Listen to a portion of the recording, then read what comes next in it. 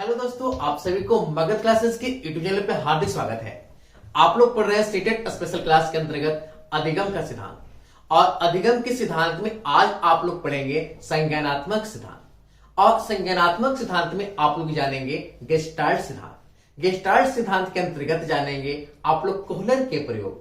Kohler ने किसी प्रयोग किया तो सुल्तान नामक चिंपांजी प्रयोग किया, और किस प्रकार से प्रयोग किया आज के इस वीडियो में आप लोग देखेंगे और अच्छी तरह से समझेंगे। तो आइए क्लास को प्रारंभ करते हैं। यहाँ पे आपका जो क्लास है अधिगम के संज्ञानात्मक सिद्धांत है, जिसका नाम है गेस्टाल्ट सिद्धांत, या कहते हैं सूच का सिद्धांत या अंतर्दृष्टि का अधिगम सिद्धांत। अब यहाँ पे गेस्टाल्ट सिद्धांत देखते ही आप सही विद्यार्थियों के मस्तिष्क में आ रहा होगा कि गेस्टाल्ट कोई मनोवैज्ञानिक का नाम है, तो ये बिल्कुल गलत है। गेस्टाल्ट जर्मन भाषा का एक शब्द है जिसका अर्थ होता है समग्र या पूर्णाकार, यानी पूरा का पूरा। तो आइए इस सिद्धांत को हम लोग समझते हैं। और एक जो आप सिद्धांत पढ़ रहे हैं ये आपका मस्तिष्क से उपयोग करने वाला सिद्धांत है। इस सिद्धांत के बारे में भी कहा जाए कि सीखने के सिद्धांत को गेस्टाल्ट सिद्धांत, पूर्णाकार सिद्धांत, समग्र सिद्धांत, सोच का सिद्धांत, पूर्ण से अंश का सिद्धांत, अंतर्दृष्टि का सिद्धांत आदि नामों से जाना जाता है। 20वीं शताब्दी के उत्तरार्ध में 1920 में जर्मनी में गेस्टाल्ट संप्रदाय का उदय हुआ, यानी इस संप्रदाय का उदय कहां हुआ? जर्मनी में। तो जब इस संप्रदाय का उदय हुआ तो इस संप्रदाय से संबंधित व्यक्ति होंगे, जिसमें आपके 4 व्यक्ति थे, मैक्स बर्तिमर, कोहलर, कोफका और क्रुथ लेविन। तो आइए इन सारी बातों को जानते हैं।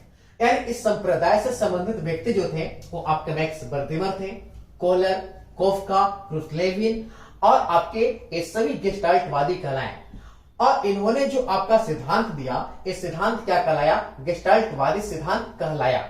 गेस्टाल्ट का अर्थ क्या होता है? समग्र आकृति या पूर्णाकार, यानी पूरा का पूरा।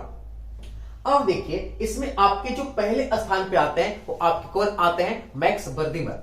दूसरे स्थान पे आते हैं कोहलर, तीसरे स्थान पे आते हैं कोफका और चौथे स्थान पे आते हैं क्रुथ लेविन। तो विद्यार्थियों यहां से क्वेश्चन पूछ जाते हैं सीटेट में, गेस्टाल्ट सिद्धांत कौन दिया? तो बहुत सारे बच्चे बोल रहे हैं कि सर कोहलर वहां पे ऑप्शन था। तो जब मैक्स बर्तिमर नहीं होगा तो कोहलर होगा, यदि बर्तिमर होगा तो इसका आंसर क्या होगा? आपका मैक्स बर्तिमर। और गेस्टाल्टवादी में कितने लोग हैं? 4 लोग हैं। तो आइए हम लोग जानते हैं कि कौन कौन गेस्टाल्टवादी आपके व्यक्ति थे।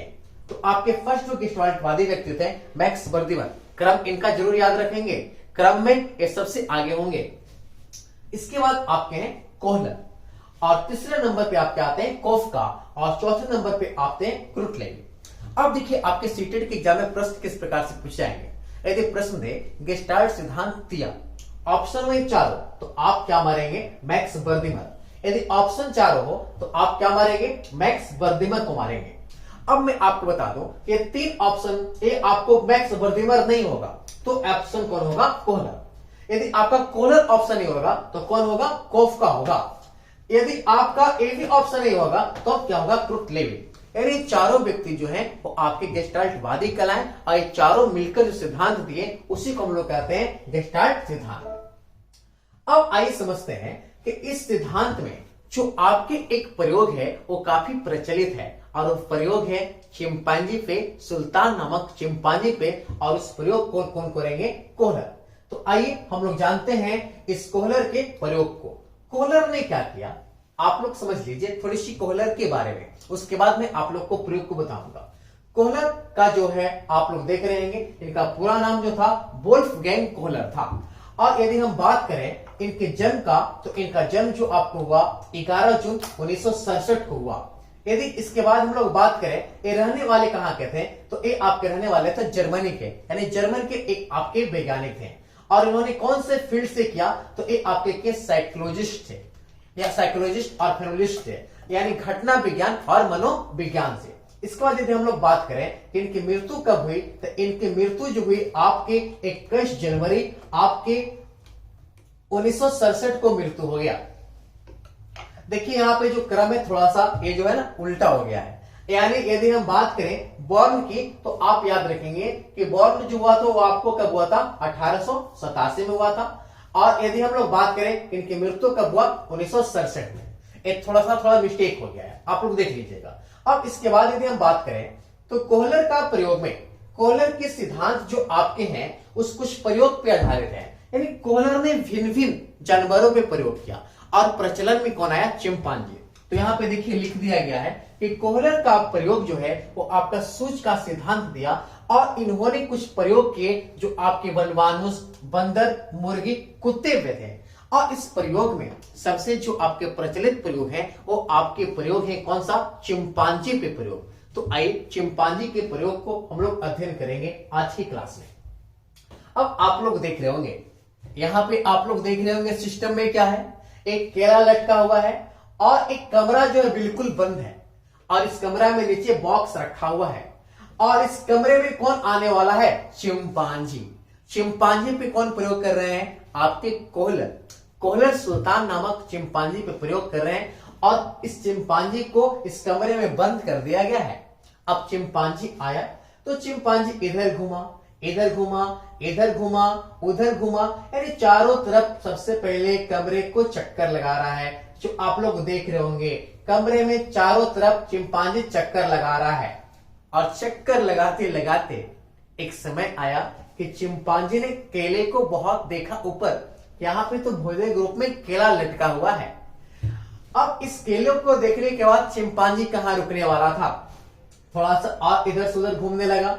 अब बैठकर सोचने लगा चिंपांजी कि अब उस केले को किस प्रकार से प्राप्त करें। तो चिंपांजी ने यहाँ अपने सूंड का प्रयोग किया। एक बिल्ली की तरह ना इधर उधर दौड़ना प्रारंभ नहीं किया। इन्होंने चिंपांजी ने क्या किया? सूंड का प्रयोग किया और सूंड का प्रयोग करने के बाद फिर से खड़ा हुआ और इधर से उधर फिर से क्या करा? घूमने लगा, इधर से उधर घूमने लगा। घूमते घूमते घूमते घूमते इधर गया, इधर गया, फिर थोड़ा सा बक्सा पर चढ़ के देखने लगा। इस पर चढ़ के तो केला नहीं प्राप्त कर लेते हैं, तो केले की प्राप्ति नहीं हुआ। उसके बाद चिंपांजी ने क्या किया? फिर से बक्सा को पकड़ा और बक्सा को यहाँ पे लाकर क्या कर दिया? रख दिया नीचे की ओर। आप लोग देख रहे हैं बक्सा रखा और चढ़ के देख रहा है, केले को प्राप्त किए नहीं, सफलता नहीं मिला। अब क्या करेगा चिंपांजी? फिर से उतरेगा, एक उतर गया और उतर कर इसी प्रकार से फिर घूमेगा और फिर से दूसरे बॉक्स को लाएगा और दूसरे बॉक्स को इस पर रखेगा और फिर से चढ़कर देखेगा। फिर से इस प्रकार से चढ़कर देखा, केले कुछ हुआ नहीं, अभी भी सफलता नहीं मिला। अब उसे केले को तो खाना था तो सूझ का प्रयोग कर रहा है, इसलिए सिद्धांत को सूझबूझ का सिद्धांत कहा जाता है। अब यहाँ पे ध्यान से देखिए, अब चिंपांजी फिर से क्या इधर गया, उधर गया, उधर गया। अब इस प्रकार से बॉक्स को फिर से क्या कर लिया? उठा लिया और बॉक्स को उठाया। अब देखिए चिंपांजी आ रहा है, पहुंचने वाला है। अब इस प्रकार से बॉक्स को रखा और यहाँ पे चिंपांजी चिढ़ गया। अब केले के पास बहुत आसानी से पहुंच गया है, चिंपांजी को भूख भी लगा हुआ है। केला को जैसे पकड़ा, केला कहाँ गिर गया? नीचे। चिंपांजी भी नीचे कूदा और केला को बैठकर क्या करने लगा? खाने लगा। यानी इस प्रकार से चिंपांजी पे कोहलर ने प्रयोग किया और इस प्रयोग को बार बार दोहराया गया और चिंपांजी ने केले को क्या कर लिया? प्राप्त कर लिया। तो इस प्रयोग से यहाँ पर निष्कर्ष क्या निकाला कि चिंपांजी ने सूझबूझ का प्रयोग किया, इसलिए इस सिद्धांत को सूझबूझ का सिद्धांत भी कहा जाता है।